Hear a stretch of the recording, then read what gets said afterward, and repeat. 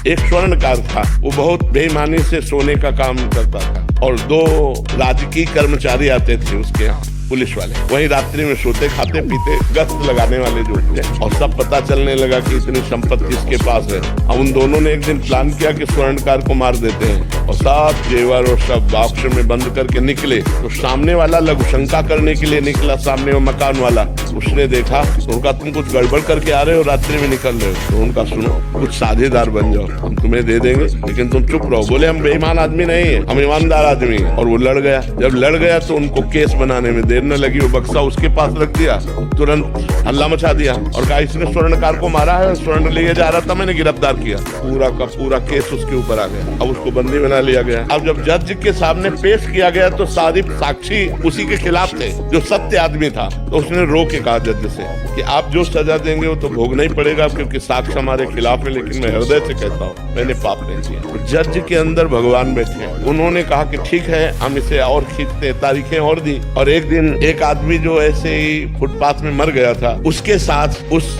जिसके साथ मुकदमा चल रहा था, सत्य आदमी को, उसको पुलिस वालों को साथ दिया कि आप इसका अंतिम संस्कार कराएं। जब अंतिम संस्कार करने के लिए गए तो एकांत में कहा कि देखा, कह रहा था हमारी बात मान जाते तो कुछ हिस्सेदार बन जाते, आराम से मौज लेते, हमारी बात नहीं मानी ना, फंस गया ना, अब फांसी होगी तेरे। और उनके जो सत्य आदमी था उसके पास वीडियो बनाने वाला कैमरा लगा दिया गया। जज ने सफाई के लिए जब वो गया, पूरा वीडियो सहित पेश किया। तो सत्य आदमी तो निर्दोष था ही। तब जज से उसने कहा कि जब मैं निर्दोष हूँ, आज आप जान गए, तो मुझे सालों से पैसा खर्चा करना पड़ा, इतना परेशान रहा, इतना मुझे दुख मिला, ऐसा क्यों? क्योंकि मैं निर्दोष हूँ। अब तो जान गए हो ना। तो जज ने कहा सत्य बताना, इस जन्म में तुमने कोई ऐसा पाप किया है जिसकी सजा न मिली हो और जिसका प्रायश्चित न किया हो? उसी का दंड आपको यहाँ निर्दोष होने पर प्राप्त हो रहा है, आप सत्य बताना। तो उसने अपनी घटना बताई। तो वो मृत्यु दंड इधर आकर के उसको फंसाकर इतना दंड दे रहा था। तो ये बात समझ लो, जो आप पाप करोगे उसका दंड भोगना पड़ेगा, आज नहीं तो कल, और ऐसी जगह भोगना पड़ेगा जहां आपने पाप नहीं किया।